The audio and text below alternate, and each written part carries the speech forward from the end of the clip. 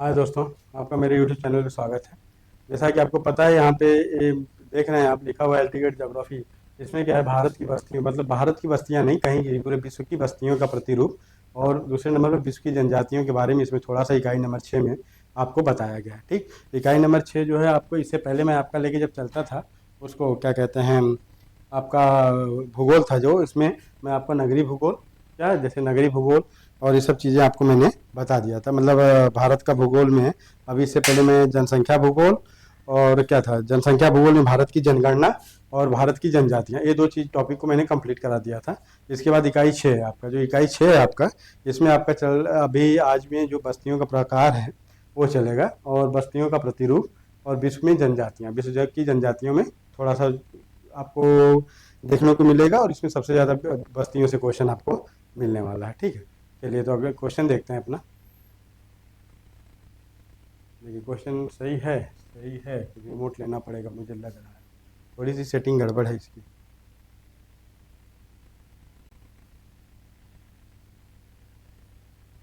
हाँ ठीक है, ओके, अब सेटिंग सही हो गया है। अब चलिए देखिए अब क्या करना है, अब करना क्या है, अब देखिए। जैसे आज का पहला क्वेश्चन आपका क्या है, आज का आपका पहला क्वेश्चन है, निम्नलिखित में से किस प्रकार की बस्तियां सड़क, नदी या नहर के किनारे होती हैं। ठीक है, बस्तियों का प्रतिरूप पूछा, तो ये पूछा है किस प्रकार की बस्तियां। तो देखिए, एक क्या है, आपकी सड़क हो गई, ठीक है, ये नदी हो गई, ठीक है, और नहर भी ऐसे ही चलती है। तो ये पूछ रहा है कि ऐसी बस्तियां बनेंगी, एक के पीछे एक, एक के पीछे एक, इधर भी बस्ती बनेगी, इधर भी बस्ती बनेगी, इधर भी बस्ती बनेगी। तो जिस हिसाब से सड़कें होती हैं, जिस हिसाब से नदियां होती हैं, आप देखते हैं सड़कों की तरफ मुंह करके घर को बनाया जाता है एक लाइन से। उस सड़क के क्या है, समानांतर घर बनाया जाता है। समानांतर का मतलब होता है दो समान रेखाएं एक साथ चल रही हो पैरेलल, एक दूसरे को कभी काटेंगी नहीं, उनको समानांतर रेखाएं कहते हैं। तो उसी तरह नदी के दो किनारे होते हैं जो एक दूसरे को कभी नहीं काटते हैं, ध्यान रखिएगा। नदी या सड़क एक दूसरे को कभी नहीं काटते, समानांतर तो नहीं है काटते हैं, इसको ध्यान रखिएगा। तो इन दोनों के किनारे बसी हुई बस्तियों को, जैसे ये बस्तियां हैं, ये वही बस्ती हुई, तो इसको कौन सी बस्ती का प्रतिरूप कहे जाएंगे। तो ये आपका रेखीय प्रतिरूप होता है। क्या होता है, ये होता है आपका रेखीय प्रतिरूप। ये देखिए, एक प्योर ज्योग्राफी है, एक तरह से कहा जाए तो प्योर ज्योग्राफी है।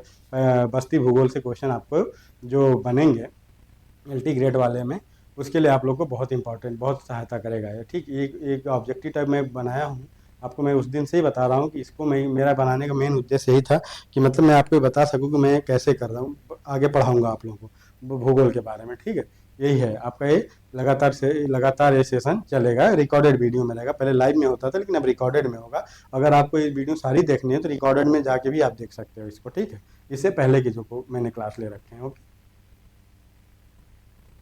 क्वेश्चन नंबर देखिए 534 क्या कह रहा है आपसे। क्वेश्चन नंबर 534 यही कह रहा है इसमें। क्वेश्चन नंबर 500, कालाहारी मरुस्थल में कौन सी जनजाति निवास करती है। अब कालाहारी मरुस्थल दक्षिण अफ्रीका का सबसे बड़ा मरुस्थल है, आपको पता होना चाहिए। और दक्षिण अफ्रीका के बारे में आपसे यहाँ पे, अफ्रीका यहाँ कालाहारी मरुस्थल पूछ दे, इतना ध्यान रखिएगा। दक्षिण, ठीक, और इसमें पिग्मी, माओरी और बुशमैन। अब देखिए क्या, पिग्मी कहाँ रहते हैं, कांगो बेसिन में रहते हैं। क्या है, कांगो के बेसिन में रहते हैं। ठीक है, कांगो के बेसिन में। चलिए भैया, ये भी ठीक है। माओरी जनजाति कहाँ की है, न्यूजीलैंड। न्यूजीलैंड एकदम नीचे, ऑस्ट्रेलिया के बगल में, तस्मान जल डमरू मध्य और उससे जुड़ा हुआ है, ध्यान रखिएगा। माओरी कहाँ, न्यूजीलैंड की जनजाति है। और यहाँ पे क्या पाई जाती है, बुशमैन। बुशमैन क्या पाई जाएगी, बुशमैन, ध्यान रखिएगा इसको। आगे देखिए, जल अभाव वाले क्षेत्रों में किस प्रकार की बस्तियां पाई जाती हैं। इनका कहने का ये मतलब, जहाँ नदियां नहीं है, जहाँ जल का अभाव है। तो जल का अभाव क्या है, कहने का मतलब, मान लीजिए आपका जैसे ये पूरा क्षेत्र हो गया, ठीक, एक क्षेत्र हो गया, और पानी यहाँ पे, ठीक। तो पानी, पहले लोग तो पानी के पास में रहते थे, लेकिन जल अभाव वाला तो प्रकीर्ण बस्तियां रहेंगी, दूर दूर दूर दूर रहेंगी, जहाँ पानी होगा वहाँ लोग थोड़ा थोड़ा निवास करेंगे। ठीक, पानी जब रहता है तो ये प्रकीर्ण बस्तियां होंगी। प्रकीर्ण बस्तियों का मतलब दूर दूर बस्तियां होंगी। ठीक है, एक बार कस्टंडे मतलब क्या होता है, जैसे आप कस्बे की भांति नहीं रहेंगे, जहाँ भी रहेंगे प्रकीर्ण, मतलब एक घर यहाँ एक घर वहाँ, पानी के आसपास के एरिया में सर्वाधिक निवास करेंगे, लेकिन पानी दूर दूर है, तो इसलिए बस्तियाँ क्या होंगी, प्रकीर्ण बस्तियाँ होंगी यहाँ पे। आगे देखिए, प्रकीर्ण बस्तियाँ। ठीक है, इसका आंसर आपको क्या हो जाएगा, इसका आंसर आपको मिलेगा प्रकीर्ण बस्तियाँ। ध्यान रखिएगा। ठीक है, आगे देखिए, अधिवास की लघुत्तम इकाई क्या है। अधिवास मतलब रहना, जहाँ हम अधिवास, हम जहाँ रह रहे हैं, उसका पूछ रहा है आपसे लघुत्तम इकाई। कस्बा होता है, पल्ली होता है, ग्राम होता है, नगर होता है। ये क्वेश्चन आपसे पूछ रहा है। अब देखिए, इसमें जो पूछा है लघुत्तम इकाई, तो लघुत्तम इकाई आपको मालूम होना चाहिए इसकी पल्ली होती है। देखिए क्या होता है, कस्बा कस्बा में 5,000 से ज़्यादा लोग रह सकते हैं, ठीक है, वो बात की बात है, लेकिन इसमें ज़्यादा लोग रहते हैं। नगर आपको पता होना चाहिए, ग्राम में भी ग्राम सभा होती है। पल्ली, पल्ली मतलब थोड़ी थोड़ी, यहाँ वहाँ 2 घर 4 घर यहाँ दो चार घर यहाँ, कहीं कहीं पल्ली बोला जाता है, कहीं कहीं पाही बोला जाता है। मतलब जैसे लोग अपने खेतों में निवास करने के लिए, खेत के रखवाली के लिए बना लेते हैं, उसको हम पल्ली बोलते हैं। तो इसमें पूछ रहा है दीवार की लघुत्तम इकाई क्या है, तो मैं इसको क्या मानेंगे, एक पल्ली वाला। ठीक है, चलिए। मेगानगर की जनसंख्या कितनी होती है? मेगा सिटी आपने सुना होगा, तो यहाँ 10 लाख, 50 लाख से अधिक, 50 लाख से कम और 1 लाख। अब देखिए यहाँ पे क्या है, 1 लाख छोटा 10 हो गया, मेगा सिटी पूछा है आपसे। मेगानगर की जनसंख्या 50 लाख से कम होती है वो, ठीक है। मेगा सिटी क्या होती है, 50 लाख से कम होती है। ठीक, अगला क्वेश्चन, एशियन कहाँ है? जापान में, रूस में और जर्मन में और भारत में। ठीक, अब आपको बताना है एशियन। एशियन आपसे पूछा है तो एशियन आपको पता है, ये प्योर ज्योग्राफी का क्वेश्चन है, अगर आया तो आया, नहीं तो फिर नहीं पता। तो आपको बता दे रहा हूँ, एशियन कहाँ है, एशियन जर्मनी में, ध्यान रखिएगा, एशियन जर्मनी में। बाबा बुदन की पहाड़ी कहाँ है? बाबा बुदन में लवाइस्क निकाला जाता है, ध्यान रखिएगा। क्या है, लवाइस्क की खदानें हैं। और पूछ रहा बाबा बुदन की पहाड़ी कहाँ है आपके? आपके कर्नाटक में। गोवा की राजधानी क्या है? पणजी। किस नदी के किनारे बसा है गोवा? आप बताएंगे, मांडवी, ध्यान रखिएगा।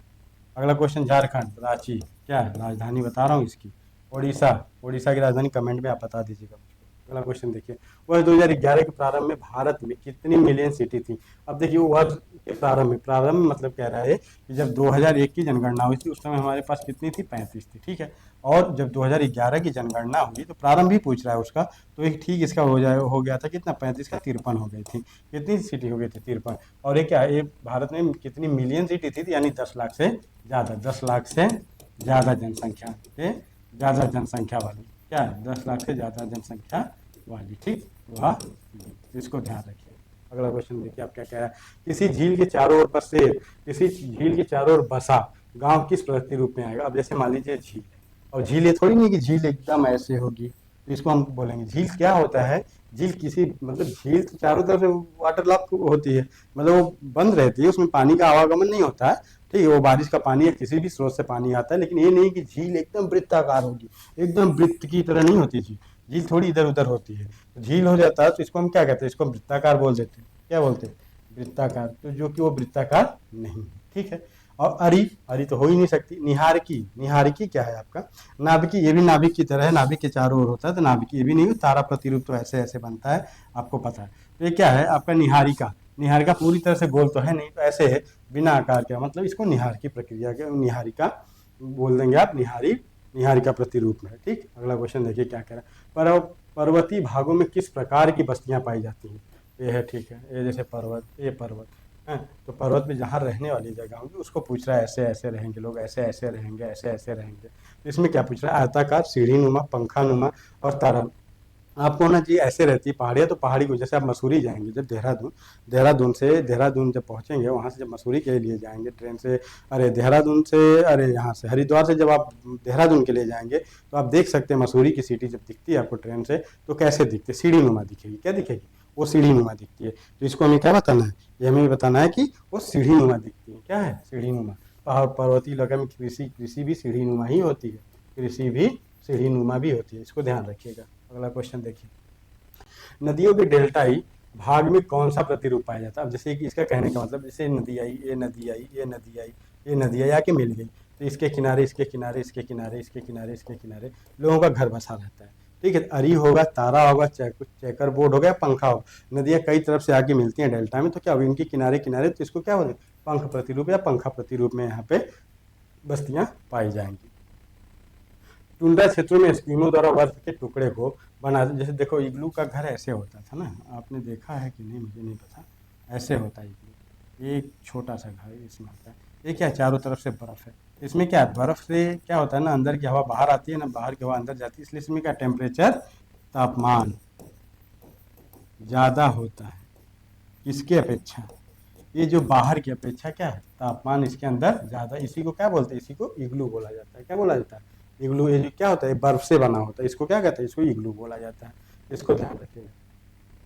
निम्नलिखित में से किस प्रदेश में प्रलेखित प्राचीनतम नगरी बस्ती रही है? प्राचीनतम नगरी बस्ती सबसे प्राचीनतम कहाँ पे रही है, ये क्वेश्चन आपसे पूछ रहा है। क्या हुआंगहो घाटी चीन में है? चलो मेरे भाई इसको देखो। सिंधु घाटी, भारत पाकिस्तान, भारत पाकिस्तान, चलो भारत पाकिस्तान, वर्तमान में अफगानिस्तान भी ले लीजिए इसमें आप, क्या है, अफगानिस्तान, ठीक है, ये भी देख लो आप। नील, ये आपका अफ्रीका वाला इलाका है, इसको अफ्रीका कह लीजिए। मेसोपोटामिया, मेसोपोटामिया तो आपको अच्छी तरह पता है कहाँ है, इसमें आप बताना है। तो इसमें क्या है, सबसे पुराना प्रतिरूप हमारा सिंधु घाटी सभ्यता का है। 2006 के प्रारंभ में भारत में कितने मिलियन सिटी थी? मिलियन सिटी पूछा है 2006 से पहले। तो 35 तो 2001 में बताया था मैंने, उसके बाद उसके बाद जितने भी 2001 में हुई होंगी उसके बारे में ये पूछ रहा है। ठीक, उसके बारे में ये पूछ रहा है। तो टोटल कितनी थी? टोटल आपकी 42 थी। टोटल कितनी थी? 42 थी। ये ऑप्शन उल्टा हो गया है, लेकिन आप ध्यान रखिएगा, आपको आंसर से मतलब है तो आपको 42 सीटें याद रखें। विकासशील देशों की जनसंख्या के सामाजिक ढांचे के विकास एवं आवश्यकताओं की पूर्ति में कौन से प्रकार संसाधन सहायक है? विकासशील देश हैं, विकसित देश नहीं, विकासशील। सामाजिक ढांचे के विकास में, तो इसके सामाजिक ढांचे में मतलब जो समाज है उसको और विकसित करने के लिए कौन से हमें इसकी जरूरत है, ये क्वेश्चन यहाँ पूछ रहा है। ठीक, आवश्यकता की पूर्ति क्या है? वित्त से हो जाएगी, मानवीय से हो जाएगी, प्राकृतिक से हो जाएगी या सामाजिक? तो हमें क्या करना है? सामाजिक संसाधन, यानी सामाजिक संसाधन हमारे पास जितने भी लोग रहेंगे, जितने हाथ उतने काम, आपने कहा सुना है, तो वही आपका यहाँ पे लागू नियम होता है। अगला क्वेश्चन, भारत में कितनी जनसंख्या वाली बस्ती को ग्रामीण बस्ती कहा जाता है? भारत में कितनी जनसंख्या रहती है तो उसको हम ग्रामीण बस्ती बोल देते हैं। तो इसमें क्या होता है, देखिए ये आंसर आपका है 1000 से कम, जो 1000 से कम आंसर दिया हुआ है आपको मालूम ग्रामीण बस्ती कहते हैं। तो 1000 से कम नहीं, ये इसको क्या कहेंगे, इसको आप 5000 से कम, क्या होता है 5000 जनसंख्या, जनसंख्या से कम कम को ग्रामीण बस्तियां क्या को ग्रामीण बस्ती बोला जाता है। क्यों ग्रामीण बस्ती बोला जाएगा? ठीक है, ध्यान रखिएगा इसको। ठीक, ध्यान रखिएगा। बस्तियों को कितने प्रकार में बांटा गया? बस्तियां क्या होती है? ग्रामीण बस्तियां होती हैं। बस्तियों को कितने प्रकार में बांटा गया? सीधे सीधे शहरी और इसको नगरी, दो रूप में हमें लग रहा है आंसर में दिया है, तो दो रूपों में। ठीक है। रूस के टुंड्रा भाग में रहने वाली आदिम जनजाति इनमें से कौन सी है? बेद्दा। बेद्दा देखिए श्रीलंका की भैया, ये कहाँ की है? आपकी श्रीलंका की है। चलो, क्यूब जापान में पाई जाती है। याकूत और गोचू, याकूत क्या है? याकूत आपकी रूस वाली ही है, और गोचू के बारे में मैं नहीं जा बता पाऊंगा, आपको अभी देखना पड़ेगा मुझे। तो यह क्या है? ये याकूत जनसंख्या, ये याकूत, ठीक, ये क्या है? आपके रूस के टुंड्रा भागों में रहती है। ठीक, अगला क्वेश्चन, निम्नलिखित महत्वपूर्ण नगरी में कौन सा पूर्णतः पर्वतीय घाटी स्थलाकृति में स्थित? कौन पर्वत के घाटी में स्थित? कैनबरा ऑस्ट्रेलिया में है, ध्यान रखिएगा, ऑस्ट्रेलिया की राजधानी है कैनबरा। ठीक, अदिस अबाबा कहाँ पे है बताएंगे? अफ्रीका में, महाद्वीप में अदिस अबाबा। ठीक, और क्या? मास्को रूस की राजधानी मेरे भाई। इस्तांबुल, अब देखिए, अब यही पूछा क्वेश्चन कि आपसे पूर्णतः पर्वत की घाटी में स्थलाकृति में स्थित है, ये क्वेश्चन आपको बताना है। ये कहाँ पे भैया? ये है आपके मास्को, रसिया रूस की राजधानी मास्को। ठीक है, आगे देखिए, सघन अधिवासियों को विभिन्न विद्वानों ने भिन्न नाम से पुकारा है, गलत जोड़ा बताइए। वेस्ट भी फिंच एवं ट्यूआर्था, पुंजित बस्ती ब्लास, संकेंद्रित बस्ती या बुन्स, सघन बस्ती या हंटिंगटन। इसमें से क्या है? गलत जोड़ा बताना है अपने को। कौन इसमें बताया है कि जिसका एक गलत जोड़ा है? क्या है? सघन बस्ती को हंटिंगटन ने नहीं बोला मेरे भाई। अब याद करो कौन बोला है। आपने अगर याद किया होगा तो आपको याद होगा, ये तो मैं प्रैक्टिस कराते हुए इसको तो आंसर इसका बता ही देता हूँ, लेकिन एक आध क्वेश्चन तो आपके लिए छोड़ा ही जा सकता है ना। तो क्या वेस्टी के लिए ट्यूआर्था और बोले थे, पुंजित बस्ती ब्लास को ने बोला, संकेंद्रित बस्तियां ब्लून्स ने बोला, और सघन बस्तियां हंटिंगटन जी नहीं बोले हैं। इसको आप ध्यान रखेंगे। अगला क्वेश्चन देखिए क्या कह रहे हैं। फॉर्म गृह सामान्य कहाँ नहीं पाए जाते? फॉर्म गृह सामान्यतः नहीं पाए जाते। ठीक, फॉर्म, बड़े बड़े फॉर्म जो कृषि के फार्म हाउस होते हैं वो कहाँ नहीं पाए जाते हैं? संयुक्त राज्य अमेरिका में पाए जाते हैं, भारत में, कनाडा में, ऑस्ट्रेलिया में। और ये क्वेश्चन आपको बताना है कहाँ नहीं पाए जाते। तो आपको मालूम होना चाहिए भारत में। क्यों भारत में क्यों नहीं पाए जाते बड़े बड़े? क्योंकि यहाँ जनसंख्या क्या है? ज़्यादा है। यहाँ एक भाई से दूसरे भाई में अलगाव धीरे धीरे, इतने बड़े क्षेत्र से धीरे धीरे छोटा छोटा होता आपके पास सीमांत कृषि की नौबत आ गई है। तो आप कितने बड़े फार्म हाउस बना ही सकते हो। कनाडा और ऑस्ट्रेलिया क्या है, सब बहुत बड़े बड़े यहाँ पे फार्म हाउस है, भारत में नहीं है। पर्वतों एवं ऊंचे पठारों पर किस प्रकार व्यवसायी की संप्रधानता रहती है? व्यवसायी, वृत्ताकार, औद्योगिकरण, व्यापार या पदानुक्रम। पर्वतों या ऊंचे पर किस प्रकार के व्यवसायी की प्रधानता रहती है? कौन से लोग कौन सा व्यवसाय करते हैं? अब देखिए क्या है, वृत्ताकार जो गलत आ चुका है, कोई चीज़ है, पदानुक्रम भी गलत है। अब क्या है? औद्योगिक और व्यापार, यही दो चीज़ इसमें इन्होंने बता रखा है आपसे। तो ये क्या है? यहाँ पे लोग व्यापार करते हैं, ध्यान रखिएगा, व्यापार।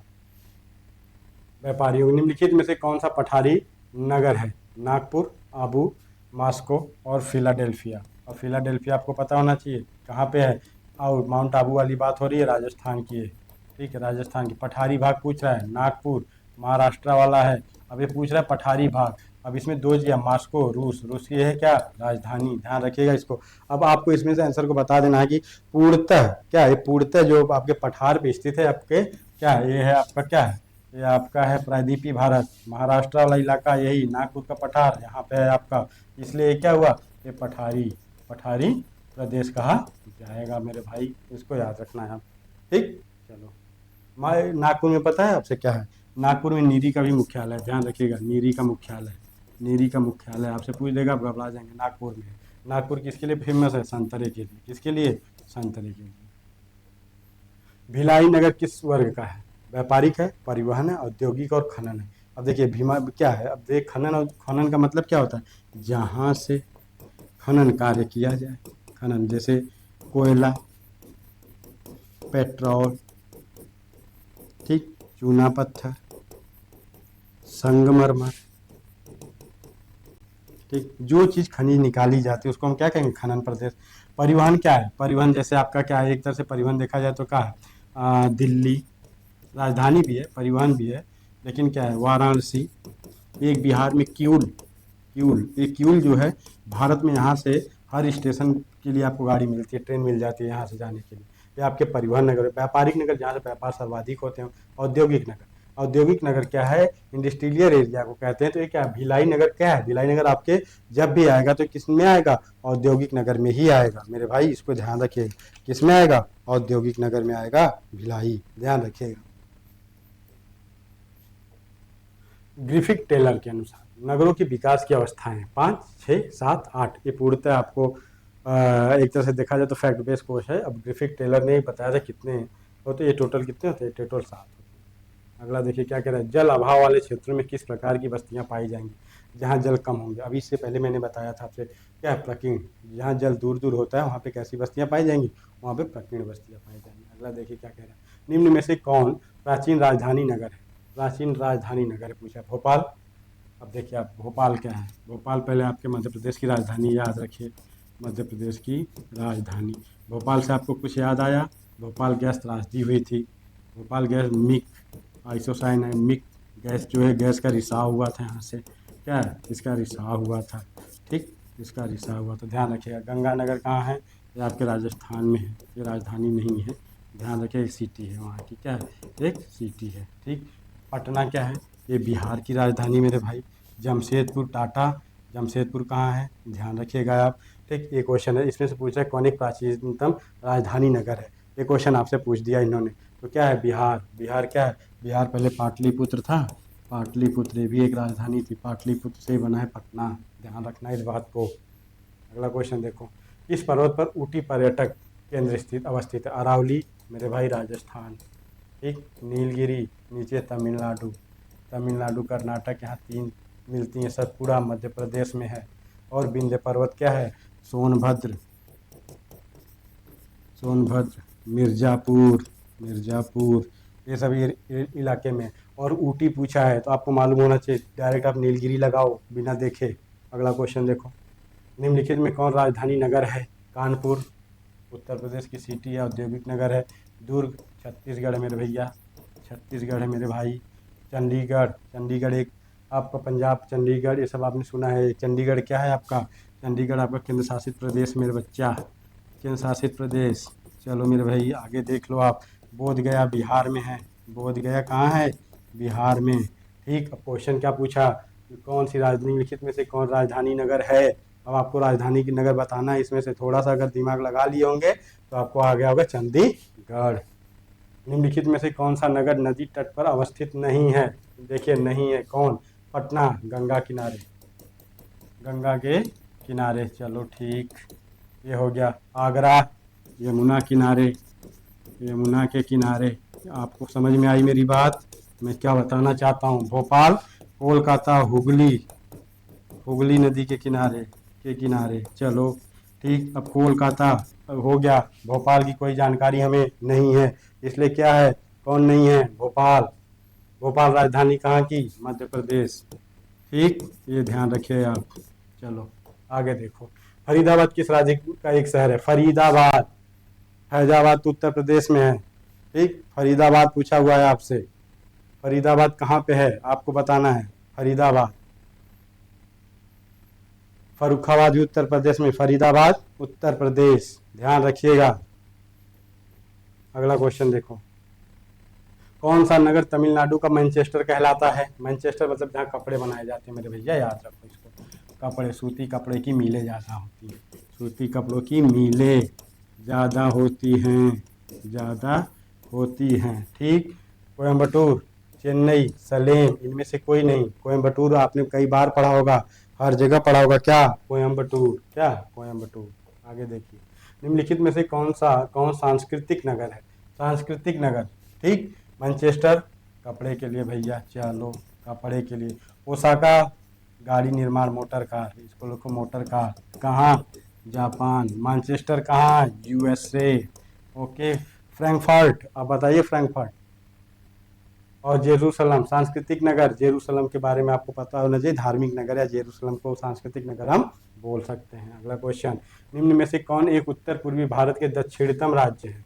अब देखो, ये उत्तर पूर्वी भारत का दक्षिणतम राज्य आपसे पूछ लिया है, आपको दक्षिणतम राज्य बता देना है भैया। क्या है, असम। क्या है, असम। असम की राजधानी दिसपुर। ठीक, अब नहीं बताएंगे, आपको खुद ही पता होना चाहिए, करिए पता। भारत में केंद्र शासित प्रदेश की संख्या कितनी है। अब देखो, अब क्या थी, केंद्र शासित प्रदेश पूछा है इसमें देखो, पहले 28 8 याद रखो आप। आपका जो 7 था पहले कट गया, बीच में एक बार बढ़ के 9 हुआ, ये भी कट गया। अब आपको प्रेजेंट टाइम में क्या है, 28 क्या है, भारत के 28 राज्य व 8 केंद्र शासित प्रदेश हैं, 8। ठीक, इसको आप ध्यान रखिएगा। चलो, पीकीर पहाड़ियाँ, पीकीर नहीं होती, मिकीर की पहाड़ियाँ, ध्यान रखिए। मिकीर पहाड़ियाँ अरुणाचल प्रदेश, मध्य प्रदेश, असम और मेघालय। मिकीर की पहाड़ियाँ आपसे पूछा हुआ है, मिकीर की पहाड़ियाँ कहाँ पे हैं आपको बताना है। अब आपको एक क्वेश्चन बताना है कि मिकीर की पहाड़ियाँ कहाँ पे हैं। ठीक, मिकीर की पहाड़ियाँ कहाँ हैं, अरुणाचल प्रदेश, मेघालय। और मिकीर की पहाड़ियाँ आपको बताना है, असम में तो है नहीं। मिकीर अरुणाचल और मेघालय, आप इसको बताइए, क्योंकि ये क्वेश्चन मैं खुद कंफ्यूजन में था, लेकिन मुझे जो समझ में आया तो आपको मैं बता दिया। आपको एक चीज़ मैं बता दूं, हमेशा ध्यान रखिएगा, जब कोई दिक्कत फंस जाए आप हमेशा सतर्क रहा करिए, क्योंकि ये क्वेश्चन जो ऐसे भी क्वेश्चन आते हैं जिसको आप लोग इग्नोर करने की कोशिश करते हैं, लेकिन ऐसा नहीं होना चाहिए। ठीक, ऐसा नहीं होना चाहिए, क्योंकि ऐसा करने से हमारे पास क्या होता है, दिक्कत आती है। ठीक, आगे देखिए क्या कह रहा है।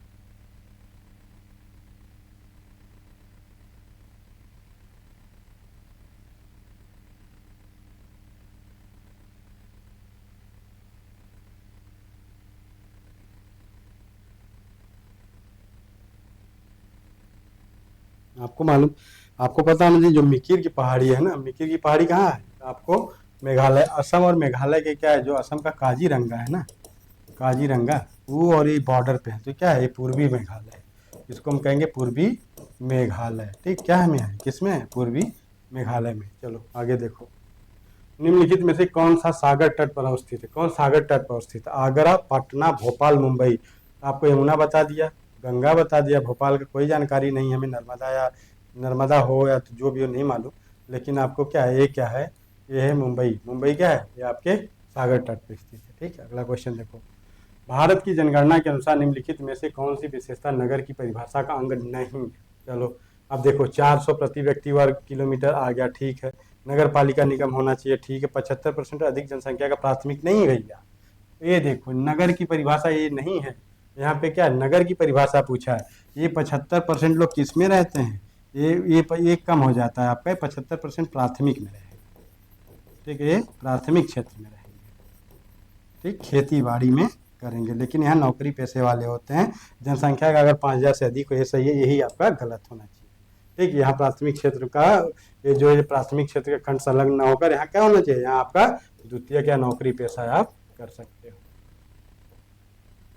निम्नलिखित में से किस पर्यावरण परिक्षिप्त ग्रामीण बस्तियों की अपेक्षा नहीं की जा सकती? गंगा का जलोढ़ मैदान, ठीक, राजस्थान के शुष्क और अर्धशुष्क प्रदेश, हिमाचल की निचली घाटी, उत्तर पूर्व के वन और पहाड़ियाँ। ये पूछ रहा है कि जो निम्नलिखित में से किस पर्यावरण की परिक्षिप्त ग्रामीण बस्तियों की अपेक्षा नहीं की जा सकती, मतलब नहीं, परिक्षिप्त की हम उसको नहीं कर सकते, यही क्वेश्चन आपसे पूछ रहा है।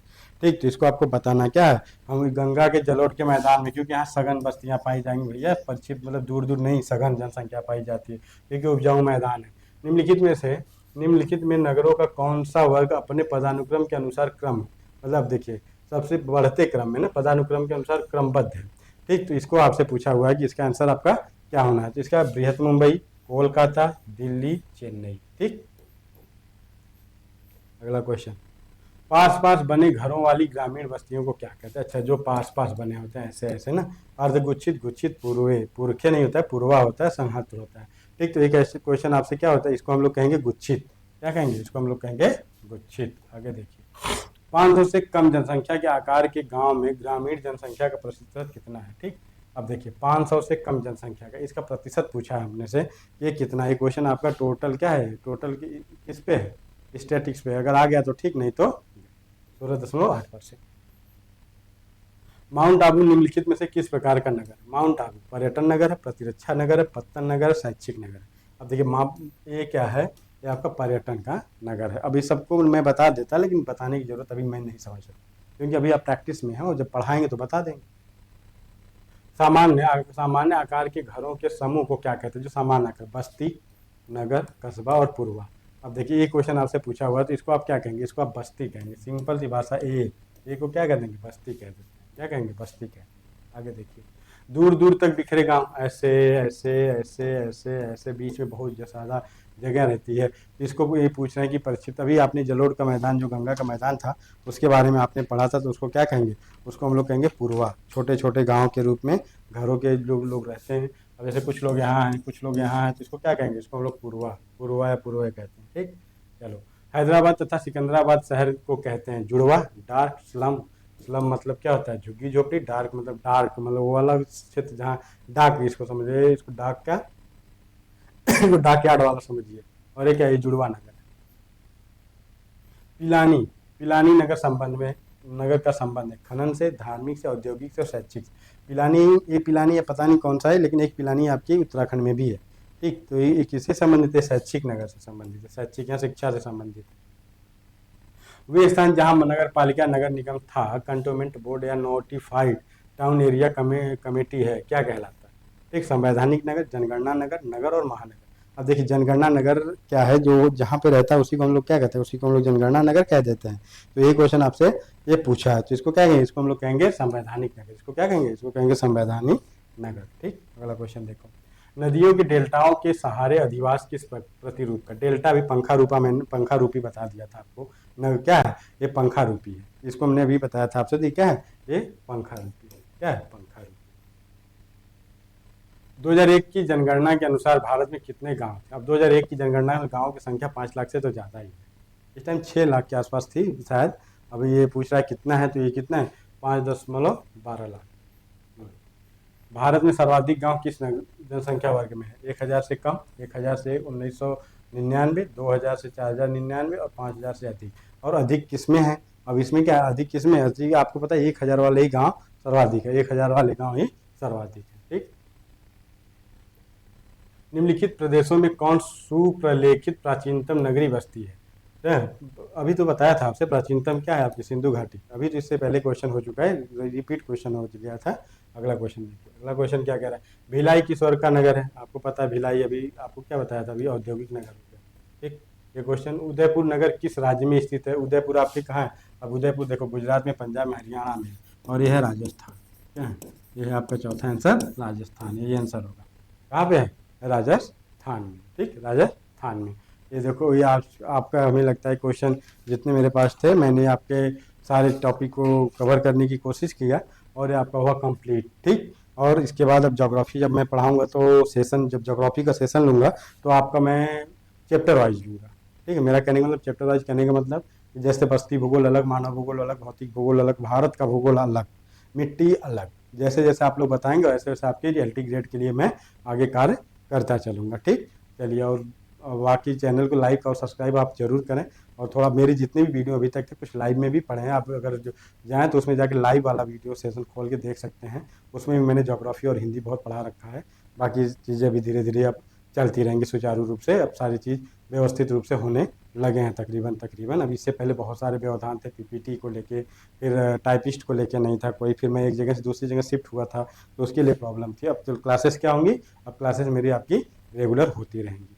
ठीक है, और आप लोग को आज के लिए सिर्फ इतना ही। अब आप लोगों का धन्यवाद।